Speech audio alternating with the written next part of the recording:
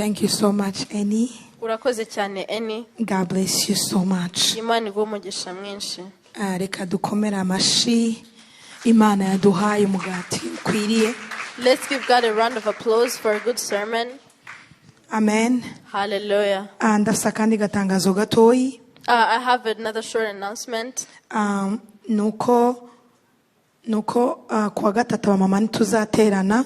It's that on Wednesday, ladies and mothers are not going to gather. Ariko tuzoterana kuwa gatandatu. But we have a gathering on Saturday instead. Amen. Hallelujah. Yes, ashimwe. Praise God. Ndashima Imana ko umwuka ari umwe. I thank God that the Spirit is one. Sinarizi ko ari bwigishe kuri Psalm 23. I didn't know that Annie was going to preach about Psalms 23. Ariko icyo kitwereka ko tweshe duhuje umutima n'inama ibiri kumwe natwe. And that shows us that we have the same heart and that the Lord is with us. Amen. Hallelujah. Reka duhe kaze pasiteri wacu. Let's welcome our pastor kugira ngo ashobore kutugezaho ayandi matangazo. For further announcements. Amen. Amen.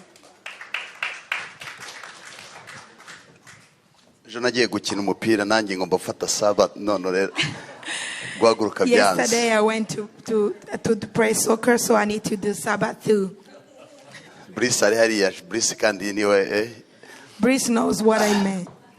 So that was a great sermon, Pastor Annie. Thank you very much. I think it was exactly my sermon. Pastor was mine. It was yours yes. too? Mm-hmm. Now we are who God blessed with Pastor Annie today? All of you. Okay. Sometime we'll be in the busy life. We forget our Sabbath with our God. Because we have a lot of things on our plate. So his sermon I needed to go in more. I need to do it in a practical way.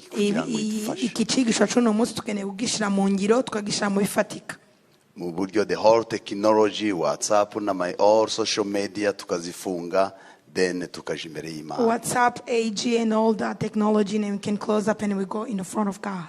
Harizo tugomba gustopinga kubera ko uwo twizeye arakomeye kuruta ibyo byose dushaka. Because we need to stop some stuff because our God, our shepherd is enough more than all the others. Thank you so much. And that was a great sermon. Urakoze cyane Pastor Annie, cyari cyigisho kidasanzwe.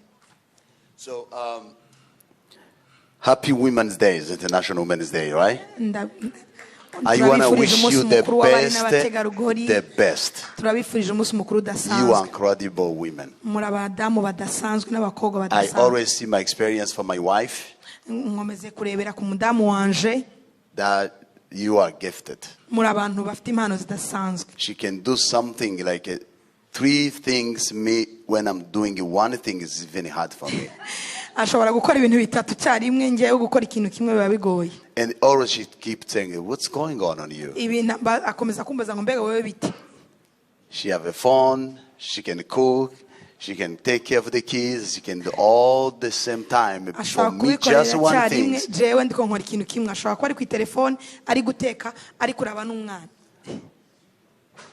We are deeply grateful for you, each everyone. And we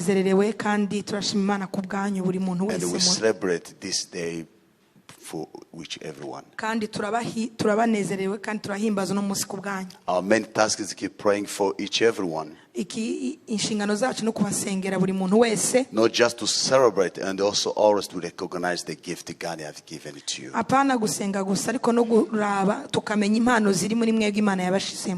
To change our community. To change our families. To change all our ministry. We are deeply grateful. So, we have 2 people. Okay, before I go there, we have a new ministry, refugee ministry here at the church. So if you need more, you want to be involved, please let me know. So the ministry we have been trying to see, there is the people who have been refugees around in our community and also working with partnership with World Relief. turafise abantu babarufije hano bakorana n'ico bita world relief. So we want to see our church how it can be stand up and helping each other. Turagomba kuraba ukuntu urusengero rwacu nago guhaguruka rukagira icyo rufashije muri ibyo. Because we have been discovering this is needed. Kubera ko twasanze harimo ibikenewe muri ibyo. So what do we do? So please, you can contact me and then I will be directed. So that would be awesome if you can be involved. Ukeneye icyo world relief yo gufasha cyangwa icyo wewe wofasha muri ibyo uzaze urebe pastor wacu Alex. Last week we were starting English class. Icumweru gishize twatanguye kwiga icyongereza. I think there's someone was there English class. How was it? It was good. So this is something also we want to see how we can help our community. So we want to make sure in a couple of years everyone will be speaking English. So when we go back, sometimes we can try to teach English again for our people. So we're gonna need you. If you can be part of, you can volunteer for it. That would be awesome. We have already last Sunday was the first time we had almost 22 students. Again,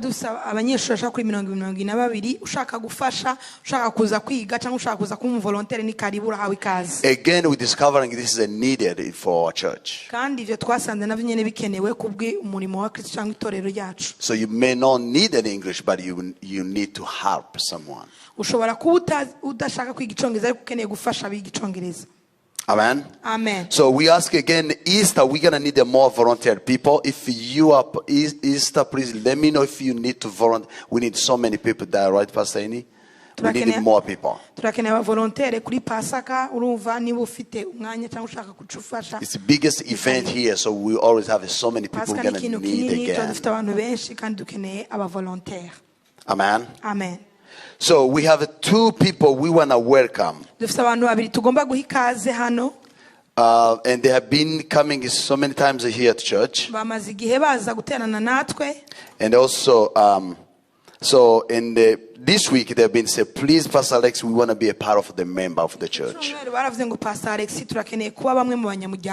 don't know if they're Betty. She's here. Please welcome Betty. You want to come here? Valentine, if she's here, yes, both. Betty na Valentine, turabasaba mutambuke muze hano imbere.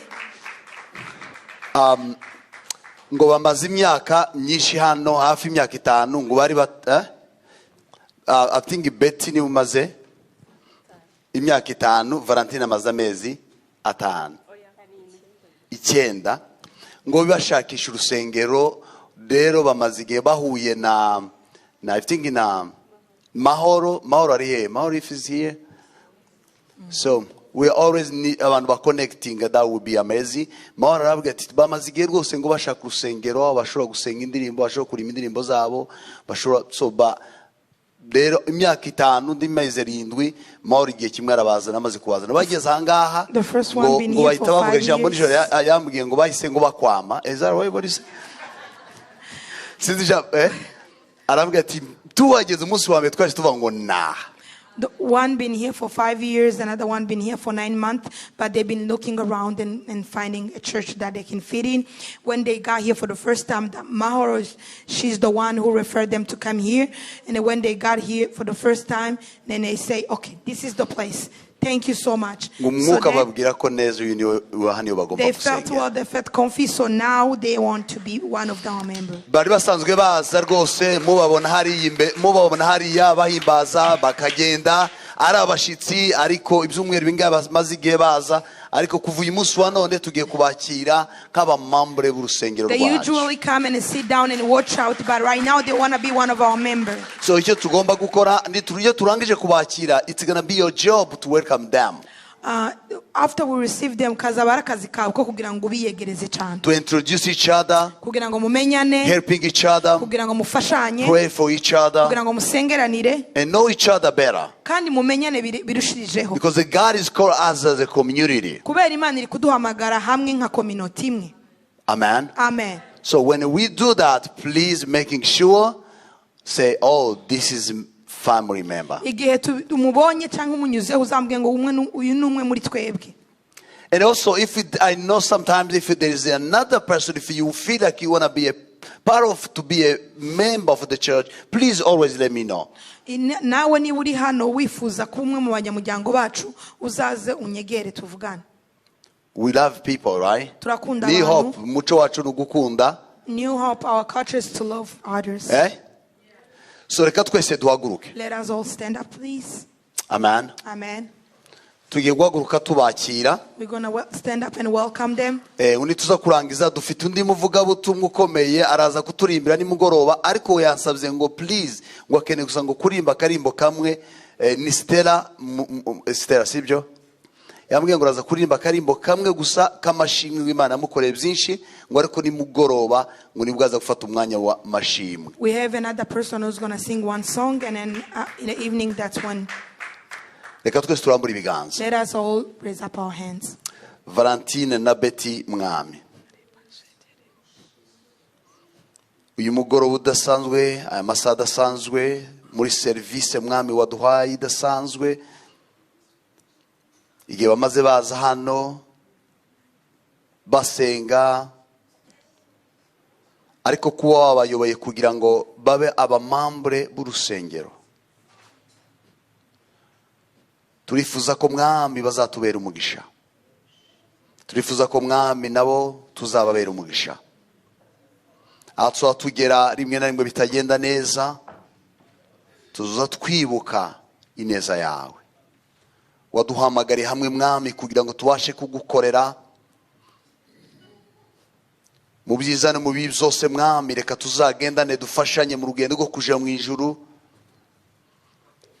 Reka bazatubere family nziza natwe tuzababere family nziza. Reka bazabashe kugrowinga mu buryo buri spiritual. Dusenge imiryango yabo Mwami. Imiryango yabo Mwami ukomeze kwibamo, ukomeze kwiganza muri bo, ukomeze kuba hafi muri bo, ukomeze kuyagura. Turagushimiye kubw'amahirwe menshi meza uduhaye kugira ngo tubashe gufatikanya umurimo waduhamagayemo. Impano zabo bafite Mwami reka babashe kuzikoresha. Tuzamuha icubahiro cyawe Mwami, ushimwe kandi uhabwe icubahiro. Amen. Ndasaba abantu biyuse mu basuhuze mu bakire. Come and welcome them, greet them.